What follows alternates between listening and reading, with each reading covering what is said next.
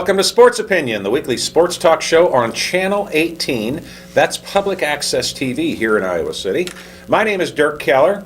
Right here's Bob Boyd, and we've got a very special guest here. It's evening, actually, Bob. Well, it's evening, that's right, yes. Very special guest, Pat Harty, longtime sports writer for the Iowa City Press-Citizen. Pat is here to grace us with his knowledge, wit, and wisdom. Thanks for being here, my friend. We need a little of that. In that order? Whatever comes first. You know, right. we're pretty easy. So I thought today we'd start out talking about football. There's not much football left in this season. You got a couple of NFL playoff games Sunday. Monday night we had the very first college football championship game. I don't know about you guys, but I didn't think going into that game Ohio State had a chance. I did. I did. Did you? Yeah. I have a friend down in South Carolina, and we were chatting back and forth here a few weeks ago, more than a few weeks ago, about the playoff system. And he said to me, and he's an ACC, SEC fan, he said Big Ten doesn't deserve to have a team in there. And this was before Ohio State was picked as the fourth playoff team, and I said, I want to tell you something, Ohio State's better than you think, and if Ohio State gets in, watch out Alabama, and watch out moving forward. I made sure that I called him Tuesday morning. So I had a little fun with that and won $5. Third string quarterback. Yeah. Well, I think Ohio State has as much talent or more talent than any team in the country. I mean, they beat Alabama up front. And if you look at their recruiting, they're right there every year with those schools. Yes. And you throw in the Urban Meyer influence. I'm not a huge Urban Meyer fan, but there's no denying when you combine his force with Ohio State's force, I think they're not going anywhere. I think they're going to be TCU and Ohio State will be 1 and 2 probably in the polls. TCU? They got a lot of players back next year, but I think Ohio State will probably be number 1. And you know, the other thing, Pat, that there was quite a bit of stuff written, of course, the build up to this Oregon-Ohio State championship game. And one of the things I picked up somewhere was Urban Meyer became a friend of Chip Kelly's and went out to look at the Oregon offense when Chip Kelly was still there. And you know, to study it. And at the same respect, by doing that, you're not only studying the offense, you're also studying how to stop that offense. So that's an innovative coach. I'm not an Urban Meyer fan specifically either, but I will say this. That was pretty smart on his part, and look how it paid off. And he's a good coach. He's one of the best in the country, like him or not. And he's recruiting at a level right now that Ohio State's not even used to. He's going all over the country. Yeah. They were as fast or faster than every team they played this year, including Alabama, including Oregon. I mean, Oregon had trouble stopping those guys in space. They were getting beat at the line of scrimmage. Ohio State had better players. And bigger. Bigger, faster. Yeah. Ezekiel Elliott. Wow. Mom grew up in Mount Airy, Iowa. His grandfather. I didn't know that. Don Huff was her name. I think she was actually the Des Moines Register Athlete of the Year in 1987. And really? His grandfather is Leon Huff, who played basketball at Drake in the mid-'70s. I remember that name. Oh, my gosh. Iowa tried to recruit Ezekiel Elliott very hard. Out of St. Louis, right? Out of St. Louis. But, I mean, how do you compete against Ohio State, especially when you throw the Urban Meyer influence in there? Yeah. Exactly. And how can you argue with his decision? Would it be fair to say Ezekiel Elliott came out of nowhere? No, he was a high 4-star recruit. But, I mean, this year, I think at the end, I don't think anyone, kind of like a Sean Green type thing. Yeah. But I think somebody was going to take the horns of Ohio State's running game this year. And he would have been my pick, but no, I didn't expect him to rush for 2,000 yards. But he was a stud recruit coming out of high school. He was the best back behind. Who was their runner last year? I can't draw a blank. I am too. You remember Bob, Ohio State? No, I don't. Carlos Hyde. Thank you, James. Thanks to James Thanks, Mims. James. He was a complimentary piece to Carlos Hyde, but you could see the potential, and he's gotten bigger, and their line is great. Wasn't he hurt a little bit earlier? Yeah, he had some injuries and what have you. He Yeah. had a hand in a bandage, but I was impressed with what a power runner he was. Because in high school, he was considered more of a elusive runner, but man, he's gotten big, and they're just the best team in the country right now. They are. They play Alabama 10 times. I think Ohio State wins 7 of them. I had a hard time. I never pull for Ohio State in anything. And I went into this game pulling for Oregon. But as the game progressed, I found myself pulling for Ohio State. I was pulling for Ohio State. If you can sort of indirectly say it makes Iowa's 7-6 record look a little better. A little better. I mean, I go on grabbing for a Not much. Not much, but it does. The Big Ten's maybe a little better than we gave it credit for during the regular season. Well, that's right, and we proved that in the Bowls. We were not favored at any of the 11 games counting the national championship Yeah. game. Correct. And we won 6. Now, Iowa didn't help And the that. national championship. No, you're right. I know I'm really reaching there, but the Big Ten was a better conference than we thought. Now, that doesn't excuse the close call against Ball State and the loss against Iowa State and what have you, but the Big Ten Conference, I mean, very favorable schedule again next year for the Hawks because Ohio State's not on it. Well, Yeah. we gained a little respect, I think, the conference, Yes. and that's why I was cheering for Ohio State, Yes. because I never would otherwise.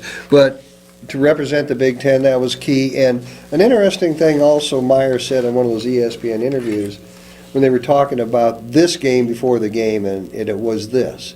He said, for our part of the country, we need to get a little respect back. Yep, I heard They that. did it. They did. They did it. And I like that statement. Well, he came in saying that all the Big Ten schools need to recruit better too, because Yeah.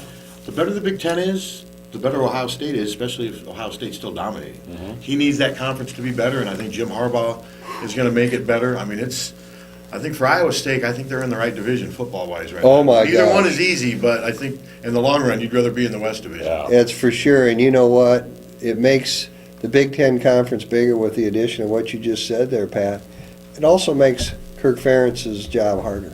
Oh, without question, it makes it harder, yeah. I mean, Yeah. without question. I mean, Urban Meyer, Jim Harbaugh, A lot of good D'Antonio, coaches. they Yeah. have all, well, Harbaugh hasn't yet. Yeah, But but he will. D'Antonio He will. D'Antonio and Urban Meyer have both lifted the bar. Yeah. Yeah. And now it's up Yeah. to the other schools to climb up to that. Well, and who's the guy at Penn State that everybody raves about, James Franklin? Franklin. I think he eventually will lift it too. Yeah. He's got a great recruiting class. And he's an unfortunately- SEC guy, right? And then, well, he grew up in Pennsylvania, but he coached at Vanderbilt. Yeah, that's what I thought. Unfortunately, the Yeah. NCAA is allowing it to happen, Yeah. I think, faster and easier than it should, because they Yeah. keep backing off Yeah. on all their punishment, which I don't understand and don't agree with. Yep, same. I here. don't agree with that either. Same here. I mean, if there was ever a case of a school that should have had the death penalty. Yes. I mean, they've destroyed SMU forever because they had boosters who paid money into, this was something way beyond that. 100 times worse. Not to go off on a tangent, but it's just, I get disappointed every time I see the NCAA softening its standing at Yeah. Penn State. Well, and not only that, it sounds like you're going to give Joe Pa 111 victories Yep. back. Yeah, I just heard that. He's Yeah. gonna get his victories back, and then maybe. The bowl thing I didn't understand. I didn't Why- understand that either. Yeah, But maybe if they do give him his victories back, then sort of that thing can go away. We can move on, but James Franklin will. Maybe. They're recruiting very well there, and they should recruit well. I mean, if Kirk Oh, Ferentz yeah. had been at Penn State for the last 15 years, he would have been recruiting well. Yep. Now, I don't know if you guys noticed this Monday night when you were watching the football game. Yeah. But, the game was on ESPN. And if you turn to ESPN2, they had a group of Division I coaches, I did. including, did you see that? I stayed, they had a group of coaches, Bob, the Nebraska coach, the new Nebraska coach, Mike Wake Riley. Forest.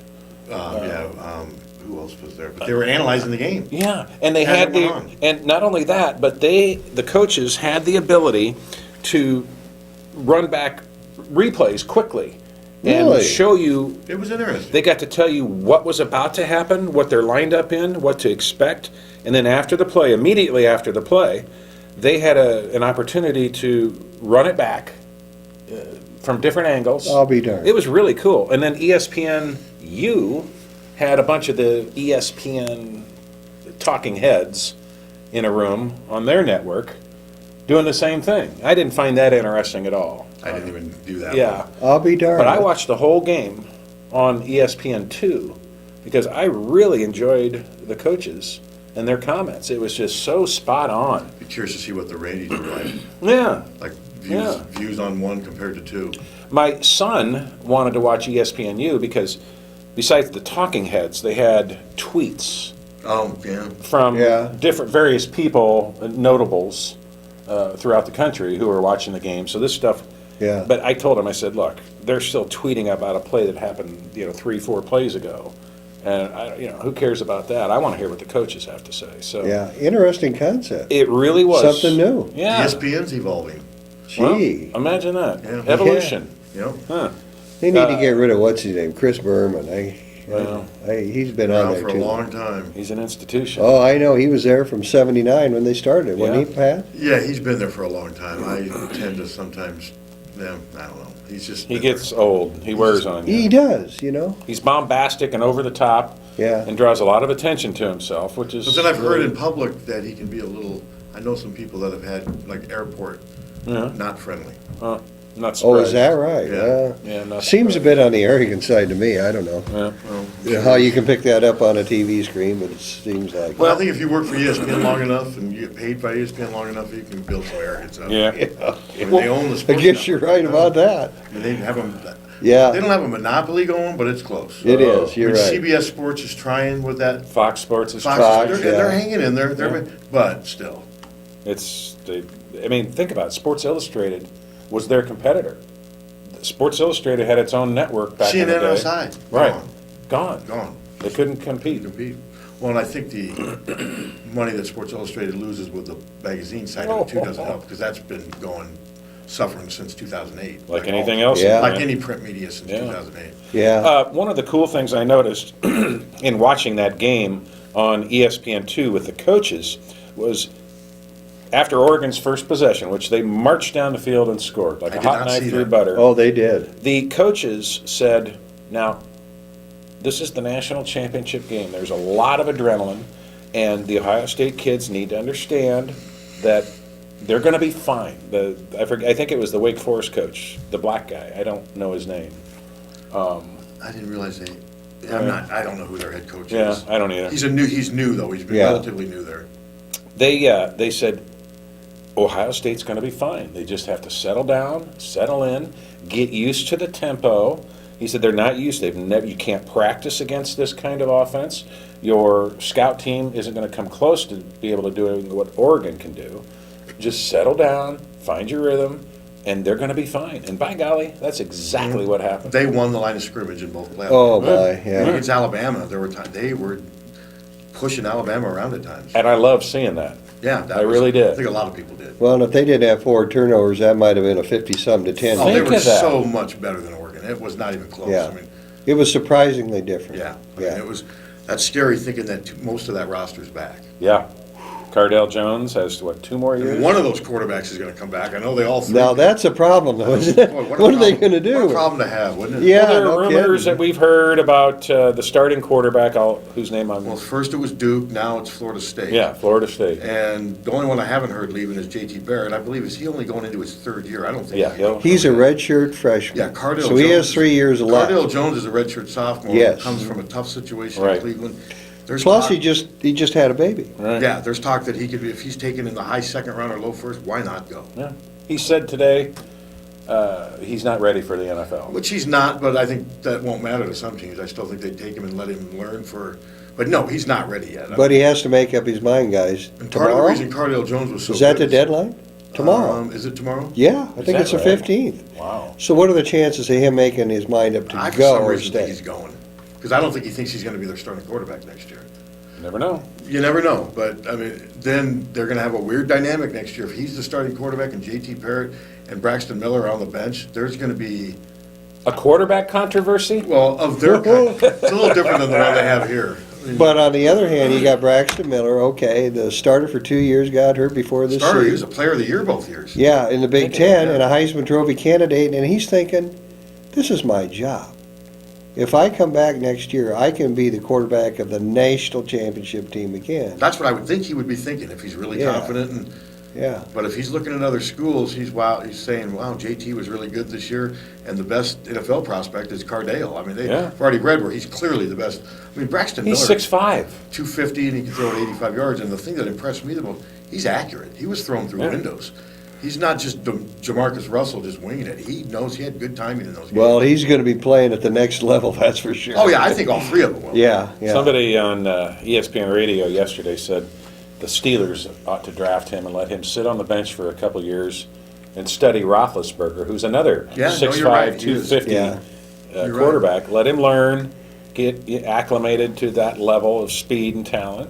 Who I'm knows? curious to know who's going to be Belichick's next quarterback unless he retires with Brady. Yep. 'Cause, I Oh, mean, Brady's showing no sign. He's 37 and still He looks. He looks stronger than Peyton Manning does at this stage. Yeah, Peyton Peyton- looked old and tired and sore Yeah. the other night. They said he played with a torn quad. That would be a big deal. I mean, but it seems like his body's breaking down a lot more now. But Peyton's 40. I mean, he's almost. He's Is going to he be really? 40, He's 2 years yeah. ahead of. He's 2 years older. Wow. And Brady said something the other day, he wanted to play till he's 45. Well, that's not going to happen. I don't think it'll happen, but he'll play till he's 40. I think you're right. Yeah. The way their offense works, he rarely gets sacked because they get the ball off so quickly. And he's got a great supporting cast and arguably the best, maybe the best coach in NFL history, Belichick. If they win another Super Bowl, he's up there. So they yeah. play. Let's see. The Patriots play the Colts in New England on Sunday. I think the Patriots win that. I do too. Home field. But the Colts beat them earlier this year. But it was there, and I just don't. I see Luck throwing a bunch of interceptions. Yeah, he gets a little careless. He's a great quarterback, and he's going to be one of the greats. But Tom Brady, Belichick, I'd go with that too. I've never Yeah. seen a team where it's 3rd and 7 and they get 8, like New England does. I mean, it's just amazing how they Yeah. do it. Unless you're playing Iowa. Well, I'm sorry. It's just you said that, not me. 3rd and long has been our Achilles heel for the last, I don't know how many years, 5 forever, years. it seems like. Especially against dual threat quarterbacks. Yep. So who you picking in the NFL? You got the Patriots playing Indianapolis, okay, and you got Patriots. Green Bay going to Seattle. Seattle. What's the Super Bowl going to be? I think Seattle's the best team in the football right now. Patriots are going to win it this year. Do you? Yeah, they've been so close. I think they're going to get it done. He's going to get that 4th Super Bowl. I don't like the Patriots by any No. means. I'm not a huge Bill Belichick fan, but I just think if everybody stays healthy, their running game, they can go power and finesse, and they've got the best quarterback in the playoffs still. I mean, I think he's still. Aaron Rodgers is. Don't get me wrong. He's the next great one, but I still. He's say hurt. He's hurt. Brady to me is still the best when it comes to that moment in the 4th quarter in a playoff game. I still Well, I think agree. Seattle's the best. Seattle and I think Seattle's defense, yes. Seattle and Patriots in the Super Bowl, and That'll be a heck of a game if that's Yeah. what it comes to. I'm a Packer fan. I'd love to see him get there, but I don't think I'm he'll a happen. Bears fan, so nothing matters. Oh man, you've had some bad years. Well, this would be a good point Decades. to transition into Hawkeye football. Today at 3 o'clock. Now, this show's running Wednesday night or Sunday night, whichever you're watching. Earlier today, Kirk Ferentz had a press conference, a news conference, I'm because there's confused not now. much press left. This time's going everywhere, so Yeah. it's okay. So you're going to go to this news Leave conference. from here, go get something to eat, and then head over there. What time is it? 3 o'clock. 3 o'clock on About Wednesday. 2.5 here. hours from now. Okay. And I got to tell you, maybe we're just too close to the forest to see the trees, but I have never gotten so many phone calls from so many friends from out of town, out of Yeah. state, Hawkeye fans, Yeah. who are expecting some kind of great announcement today. I've talked to people who think he's going to resign. Right, I've heard that rumor, I read that And rumor. I just don't think No. anything like that's going to happen. I don't either. No, I think he's going to get up there. you wouldn't hold a news I conference think to he's going to resign. announce maybe some player changes. I mean, Reggie Spearman's on Twitter now, basically saying goodbye to Yep. the Iowa fans last night. Yep. I could see him announcing that. I really don't think he's going to announce coaching staff changes either today. I don't either. either. I wouldn't be stunned if he did, but he's not going to resign. You don't resign No. this way. No. But I No. also say, he better not have a press conference where he comes out here and then doesn't answer our questions. I mean, we get a lot. I hear from people, when you guys going to start asking the tough questions? You ask him. We do ask tough Yeah. questions. We don't get answers lots of times. I will be very upset.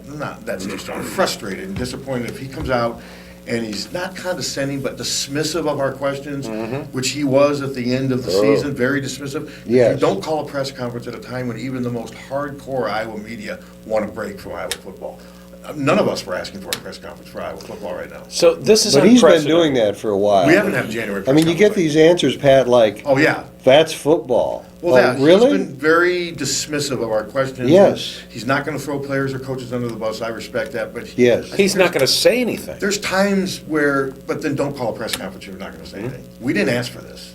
So why do you think this news conference is being held in an unprecedented fashion at this time? To rally, to throw the fans a bone. Maybe I Gary agree. Barty. Maybe Gary Barty even said, "Hey, would it hurt to let's go out there and let's just face the fire and let's answer these questions." Is Gary going to be there with him? He's usually in the back. Yeah.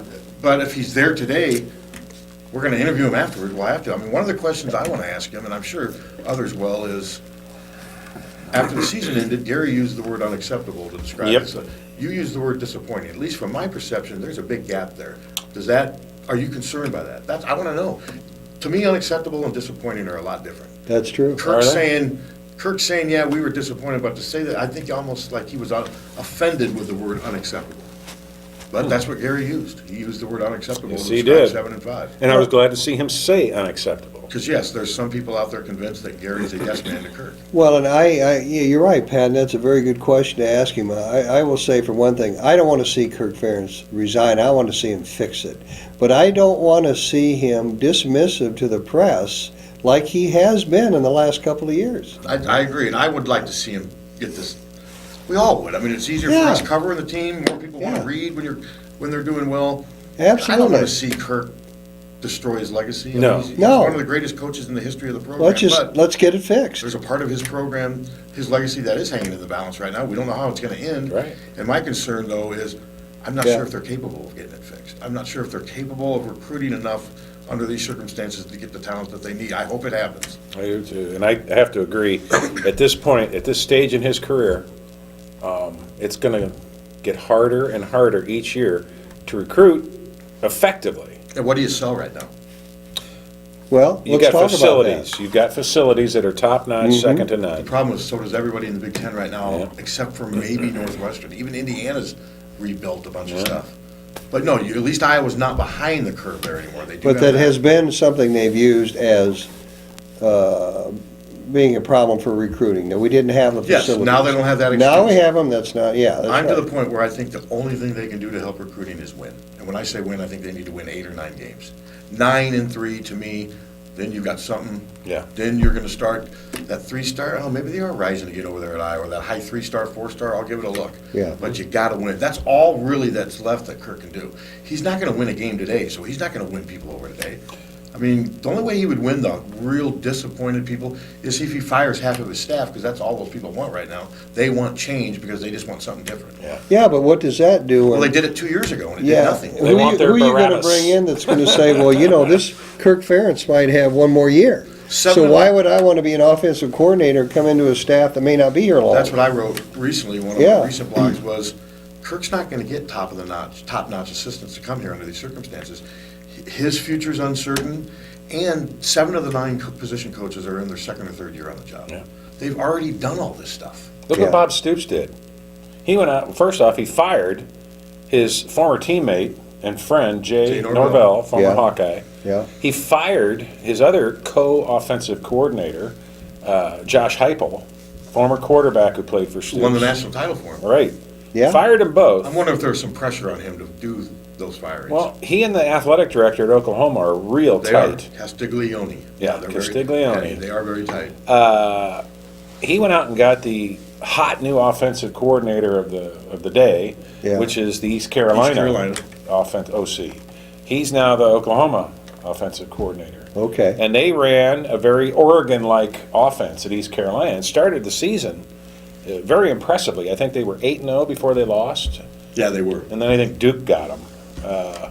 The problem with this comparison is Kirk couldn't get coaches like that. They're just, you can't compare Oklahoma and Iowa. No. You just really, they're completely two different monsters. But I think you can compare Certain the actions. situations, yeah, you can. You know, regardless of why, Bob Stoops changed things immediately, and And they were 8-5, by the way. But what I'm, Right. but both those coaches that he changed had been there for a while. Kirk has done this.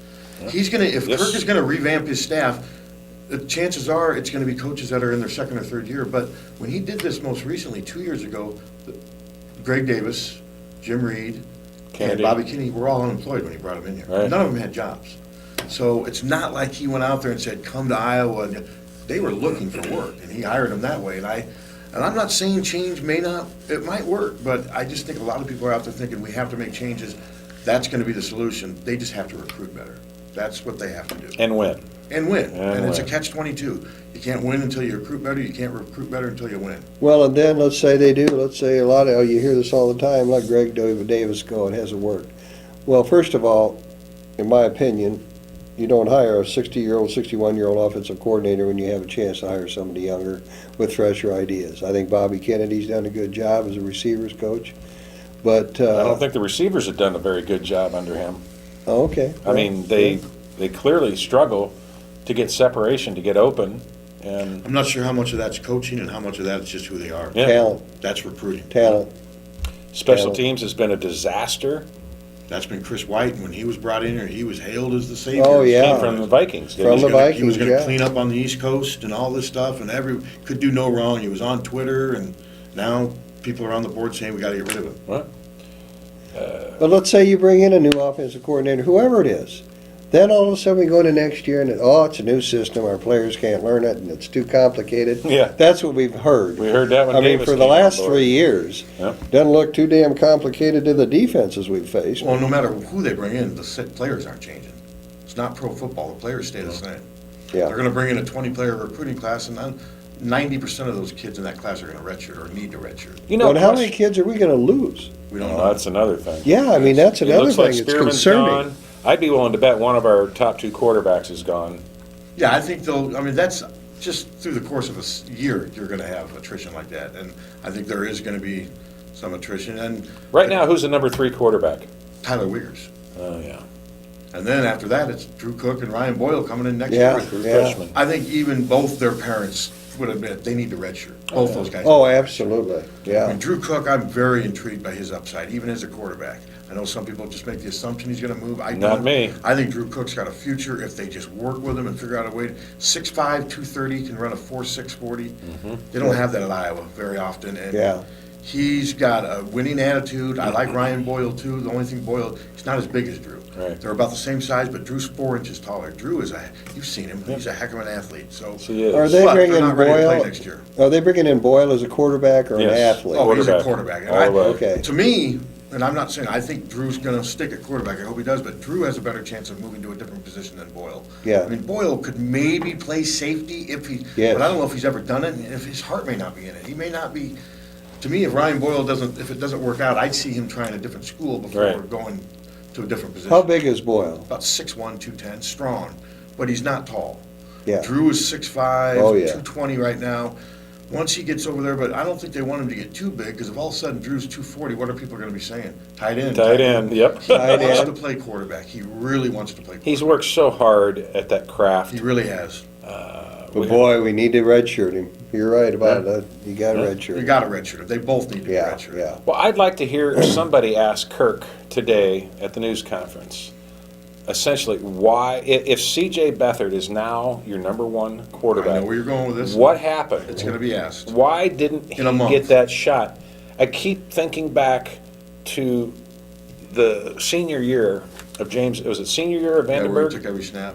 Every snap. And I still Every to this snap. day am befuddled why another quarterback didn't get a snap. Well, I've never I heard wrote of that. something recently for KCJJ. I used 4 occasions this year where they should have used second half against Iowa State. I mean, Rudock was terrible against Iowa State. I thought there Yeah. were times against Ball State. Well, I was going to say, what about Ball But State? then obviously, even the second quarter against Minnesota.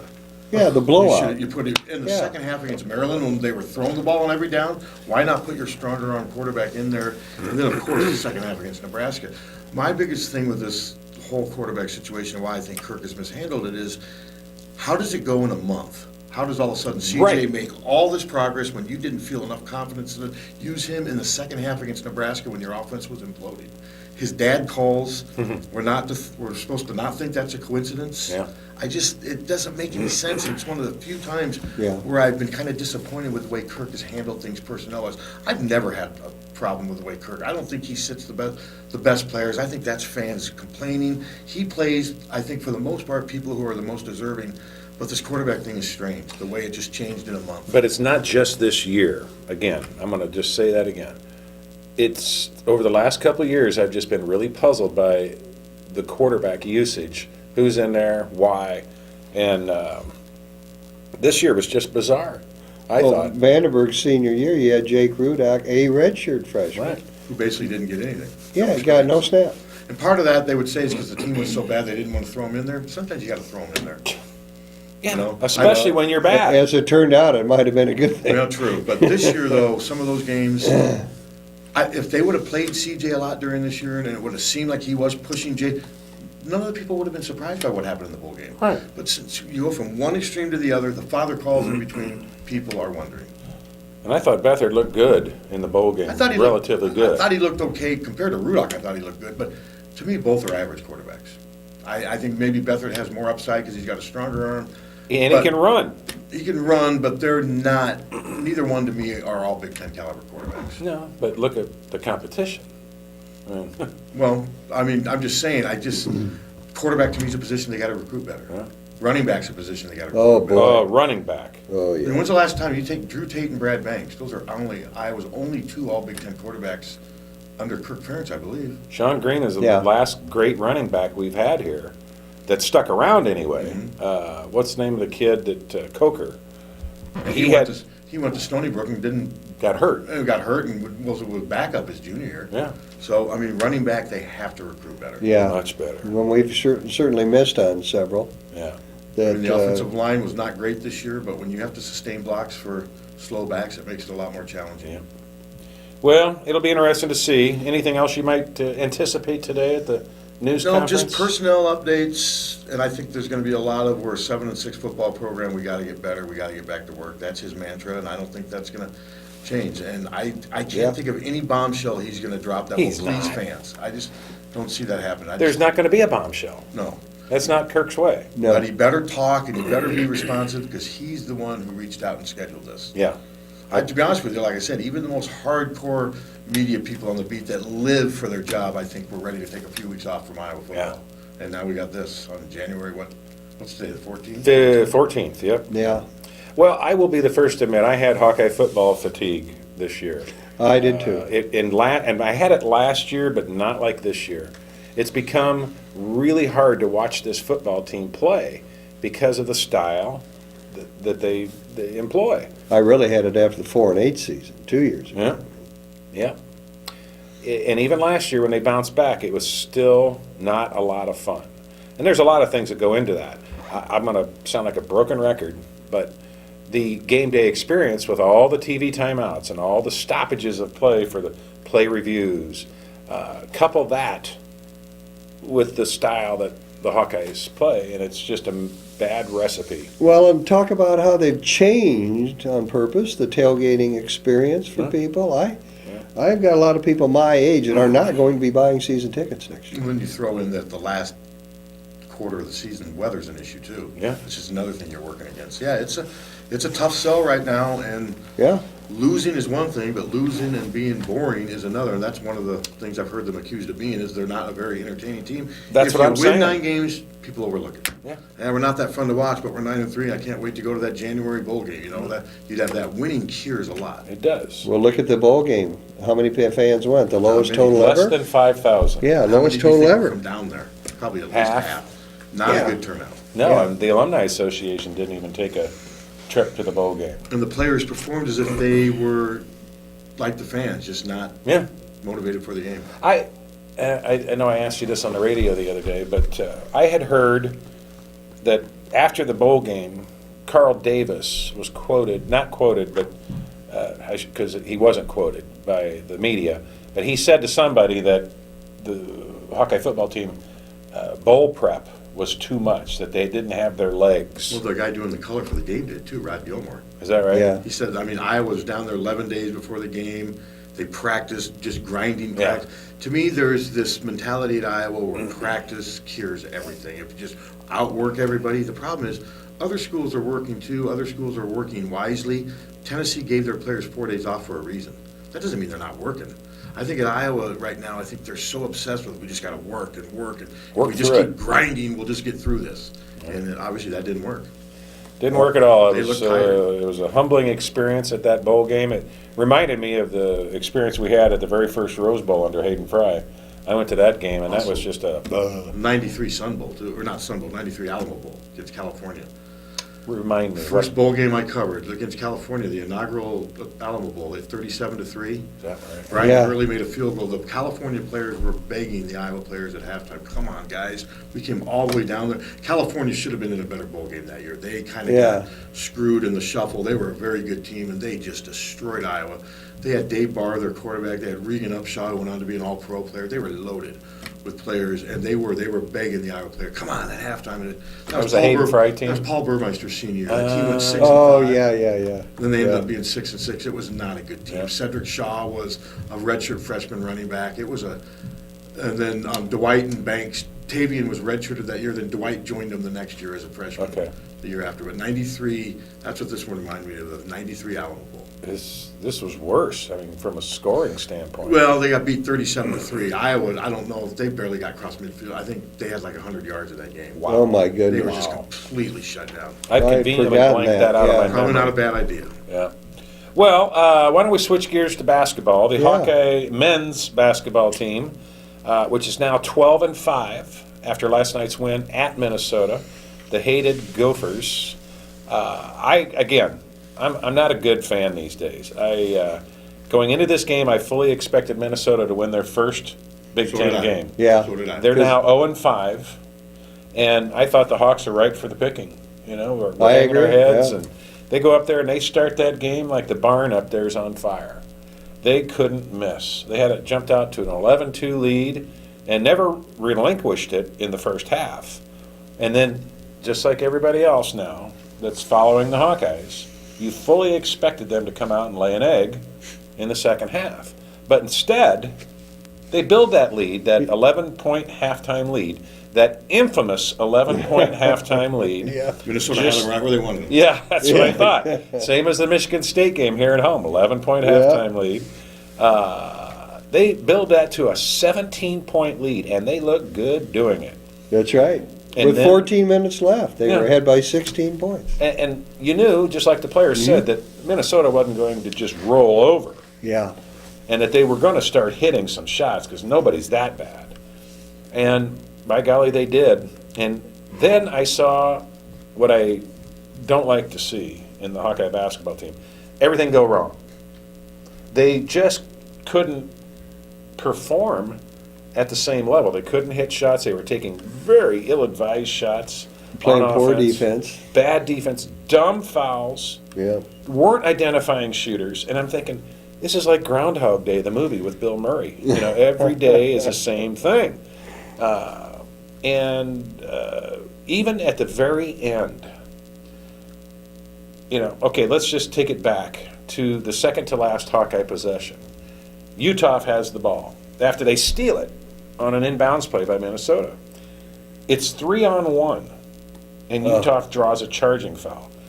I was so upset with him. Yeah. I just wanted Not for long. No. That's right. They come down, Minnesota gets the ball, comes down, and Gabe Olashaney blocks the shot. And Clemens gets the ball, brings it up court, passes to Utah, who hits a big shot with the shot clock winding down. Minnesota gets the ball with 3.7 seconds left. And Iowa did everything wrong that you possibly could to defend that inbounds pass. They didn't stop the ball. And they didn't stop it at all, not once, not ever. And I thought they could have called a foul on Clemens up at the near the Minnesota bench as the Minnesota player was bringing it down. They didn't. He got up a shot, and thankfully Gabe Olashaney put up a little resistance, and it caused him to double pump his shot.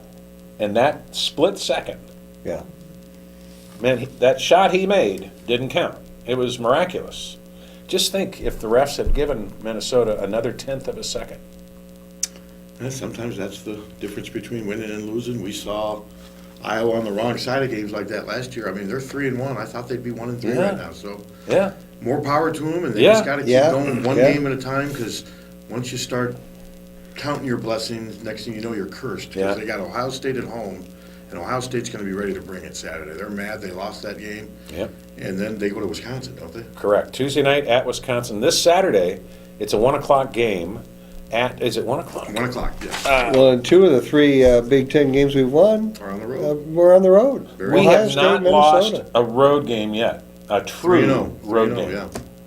Okay, so you're not counting the ones at Madison Square Garden, Oh, no, Texas, Iowa was in Syracuse. the Those were neutral courts. Neutral court. Northern Iowa was Iowa, in one. Texas, and Syracuse. They've lost at home to Iowa State and to Michigan State. There's a lot to Yes. be encouraged about right now, nothing more than Jared Utah's emergence, because Yeah. he is on the verge of becoming their best. He's their best player right now. I know Aaron Yeah. White probably doesn't want to hear that, and there's probably a little of adjustment for Aaron White, ego-wise and everything right now. This is tough, but Jared Utah is their best player, without question. He's got a pretty shot. He's coming on strong. He's Keith Van Horn. And we need it. Reminds me of Keith Van Horn. Yeah. A poor man's Keith Van Horn right now. Yeah. I think he's got that type of potential.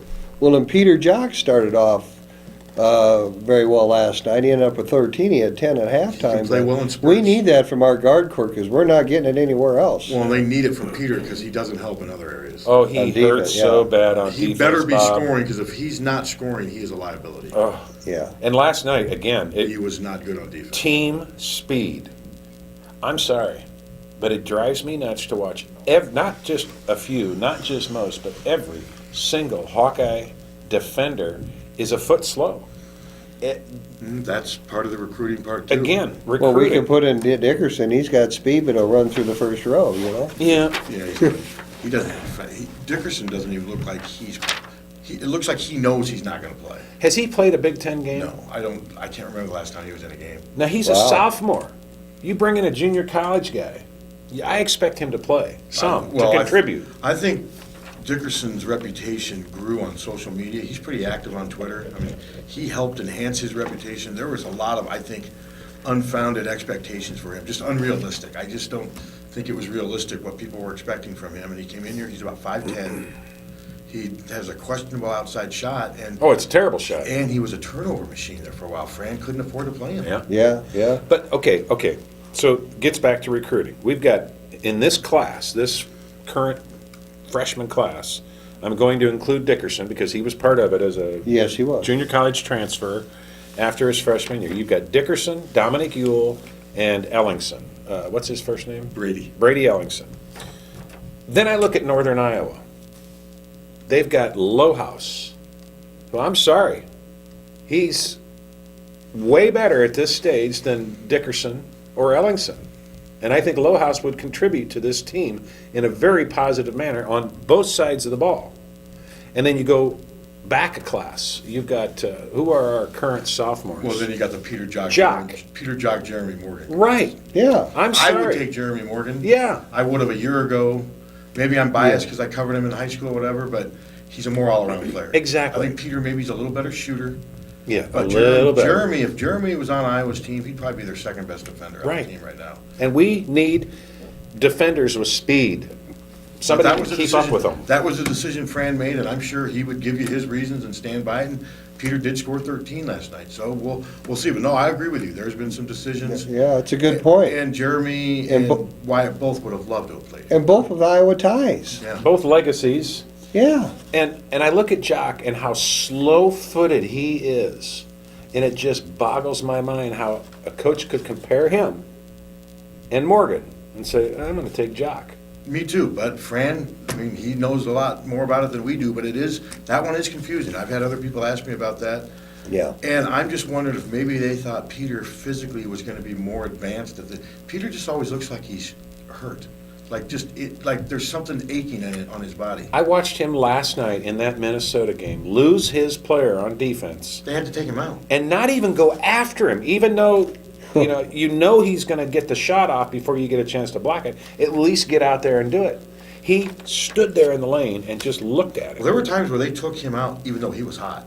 Yeah. They had to get him out because he was maybe scoring a 2 but giving up a 3. And Yeah. the Yeah. other thing with Peter is his ball handling is suspect. Oh, jeez. So, but yeah, I mean, it'd be nice having those two Iowa City kids here, but Fran's got his reasons, and I'm sure he stands by them, but you're gonna have his kid here in a couple of years. I watched his kid play last night, and his kid looked like a Division I point guard. Tell last us night. more.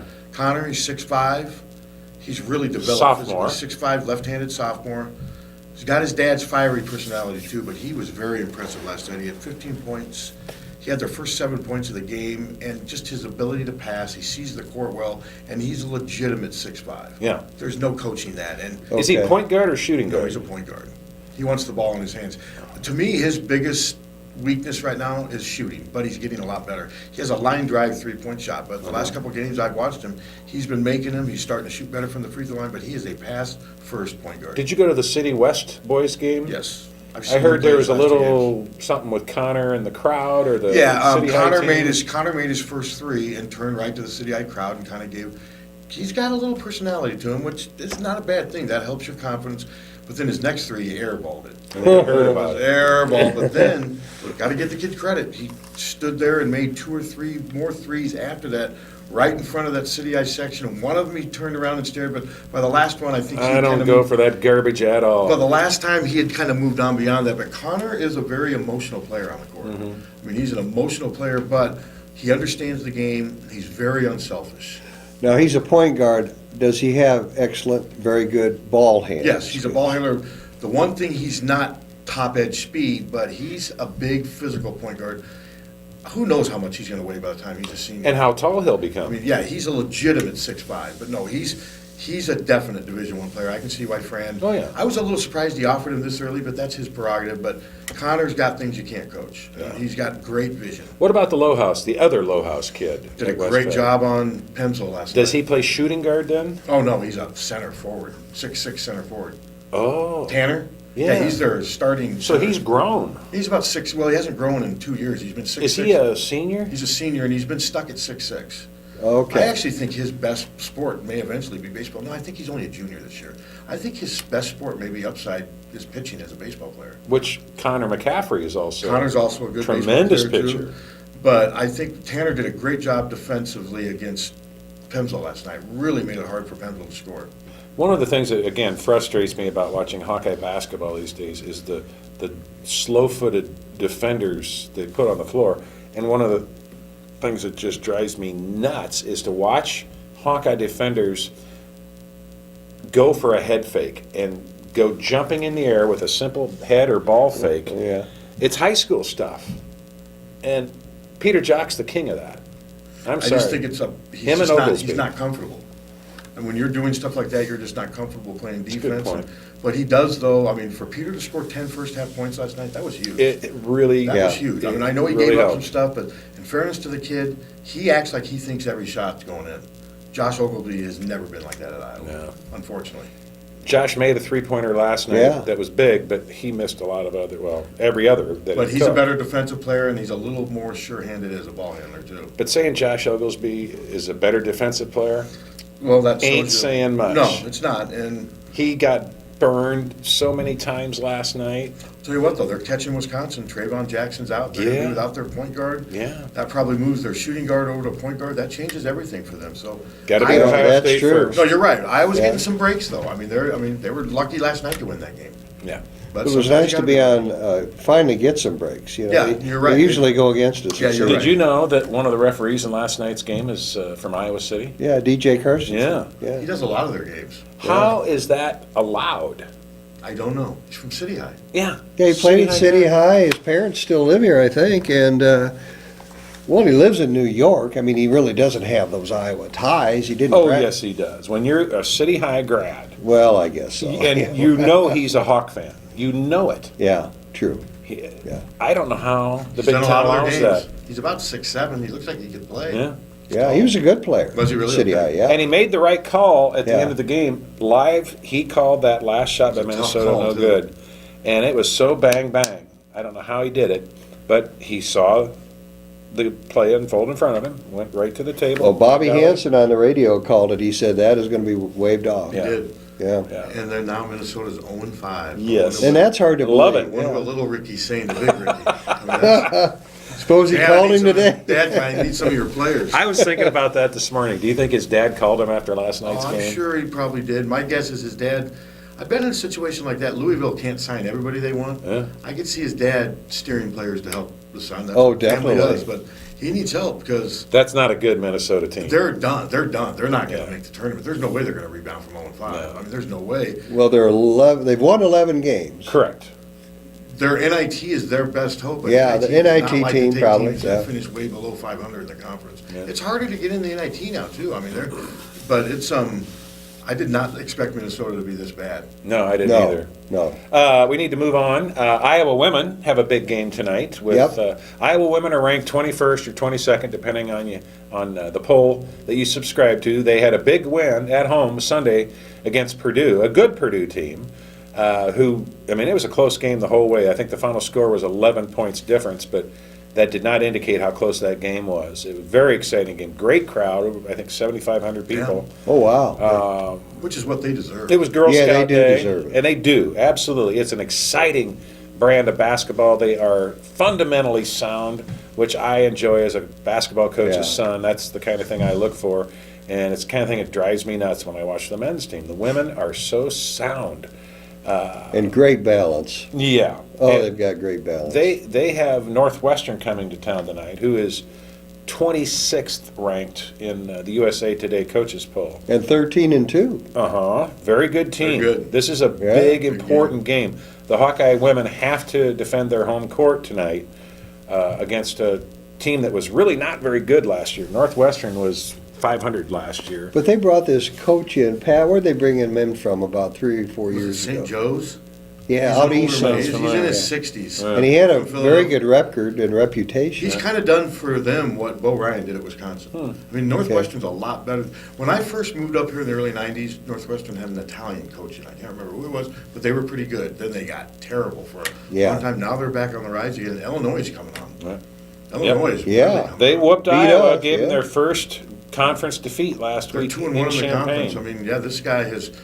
I mean, under Jolette Law, the Illinois program was terrible. Yep. But this new coach, his name escapes me right now, is doing a heck of a Yeah. job. Well, the women will host Northwestern tonight. Then they go on the road. Let's see here. They have to play at Michigan State Not easy. on Sunday. That game will be on ESPN2. Tonight's game is only on KXIC AM 800 radio. Okay. So that's the only way you're going to be able to tune. Maybe you can do the Big Ten to go thing, but I really struggle to be able to make that work. I think you have to subscribe. And also Melissa Dixon broke the all-time three-point record at Iowa, and she's still got Oh, my God. 2/3 of the conference season left Yeah, to go. amazing. She is amazing. She's going to shatter it. Yeah, she really is. Get out there and enjoy greatness. Melissa Dixon is really something special to see.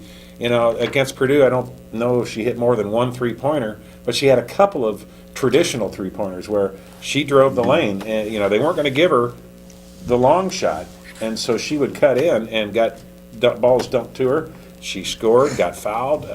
She can do it all. Now, is that the all-time three-point record for women and men at Iowa? No, just women. Just women. Who's got it for men, Pat? Is it Kingsbury? Got to be Kingsbury. Okay. Or McCausland, although Kent didn't play as much as Chris only played 3 years. No, good point. Yeah, I Might be McCausland. I should know that off the top of my head, but I don't. Okay. The Iowa Hawkeye Wrestlers, number 1 ranked wrestling team, went to Okie State on Sunday. Okie State, I think, was ranked number 5 at the time. Iowa won 8 matches and destroyed Okie State, the worst beating Iowa's ever given the Cowpokes in Stillwater. 30-7 was the final score. It was just an incredible. Freshman Brandon Sorensen beat the number 2 ranked wrestler at his weight. Brandon Sorensen is from Cedar Falls, Iowa, and he is the Big Ten Wrestler of the Week. What weight this is week. that? Oh, I'm drawing a blank now, Bob. It's middleweight. Okay. He's in the middleweights. Like 149 or somewhere in there? Yeah, I'm telling you, I think it's 157. Okay, okay. Brandon Sorensen is going to be somebody that they can count on at the end of this season. He is knocking off highly ranked wrestlers right and left. He did it at Ohio State. He did it at Rutgers. And now he's done it again at Okie State. The wrestlers are going to be home for the first time in 5.5 weeks this Friday with Illinois. And Illinois is good. They're ranked right now, Illinois is number 13. Their record is 8-1. And they are 2-0 in the Big Ten. And that is 7 p.m. on Friday night. It is going to be on MediaCom Connections 22. Okay. But if I were you, I'd tune into KXIC AM 800 and listen to Mark Ironside because Sunday, I was listening to him. He was ready to go in the stands after a couple fans who were riding him early on. Same thing at Ohio State. To fight him? Wow, he talks like that. But I guess at Ohio State it was really rough. That'd be good radio. And he was talking. That would be. Yeah, he was talking throughout the entire Ohio State meet about the fans and how things they were saying and what he'd like to do to them. And He's a character. Mid-30s, late 30s? I'd say mid. I'm saying in mid-30s, Yeah. what's he, 160? He could still probably beat up 2/3 of the people he meets in his Oh, yeah, life. he'd take him I down. mean, as a former Iowa wrestler, Oh, it's yeah. almost like having Two-time karate. national It's almost champ. like knowing karate. Yep. Yeah. You know, and I those don't- guys know that. Yep. I mean, even the little ones probably walk into most bars or restaurants saying, "Hey, what do I have to worry about?" We've got about 5 minutes left, and if that.